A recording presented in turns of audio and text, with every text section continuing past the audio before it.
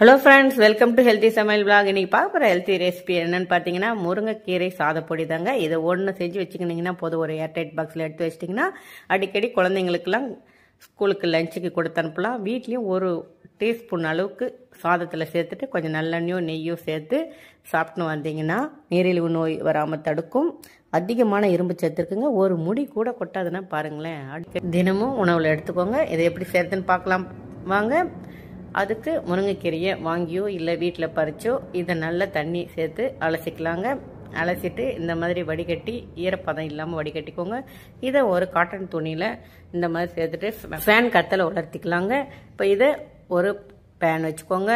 அதில் இதை சேர்த்துட்டு வெறும் எண்ணெய் இல்லாமல் சேர்த்துருங்க. சேர்த்துட்டு இதை நல்லா கொஞ்சம் வதக்கி விட்டுக்கலாங்க. அந்த ஈரப்பதம் எதுவுமே இருக்கக்கூடாது. பாருங்கள், நல்ல க்ரன்ச்சியாக இருக்குது பாருங்கள். இந்த அளவுக்கு பாருங்க. இது ஆற விட்டு இன்னும் நல்ல ஒரு மொறுமொறுப்பு தன்மை வந்துடும். இப்போ அதை ஒரு ஓரமாக வச்சிடலாங்க. இப்போது ஒரு பேன் வச்சுக்கோங்க. 2 டேபிள் ஸ்பூன் கடலைப்பருப்பு சேர்த்துக்கலாங்க. 2 டேபிள் ஸ்பூன் உளுத்தம்பருப்பு சேர்த்துக்கலாம். சேர்த்துட்டு நல்லா வறுத்து விட்டுக்கோங்க. 4 டீஸ்பூன் அளவுக்கு வேர்க்கடலையும் சேர்த்துக்கோங்க. சேர்த்துட்டு நல்லா வறுப்பட்டதும் தனியா 2 டீஸ்பூன் சேர்த்துக்கோங்க. 1 டீஸ்பூன் சீரகம், 1 டீஸ்பூன் எள்ளு சேர்த்துக்கலாங்க. எள்ளு வெள்ளை கருப்பு எதுவாக இருந்தாலும் பரவாயில்லை. சேர்த்துட்டு நல்லா வறுத்து விட்டுக்கோங்க. காஞ்ச மிளகா ஒரு 10 சேர்த்துக்கோங்க.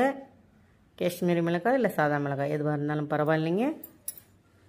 சேர்த்துட்டு நல்லா வறுத்துக்கலாங்க. ரொம்ப கலர் சேஞ்ச் ஆகணும்னு இல்லைங்க, அது வறுப்பட்டால் போதும். அந்த அளவுக்கு பாருங்கள், இந்த அளவுக்கு இருந்தால் போதுங்க.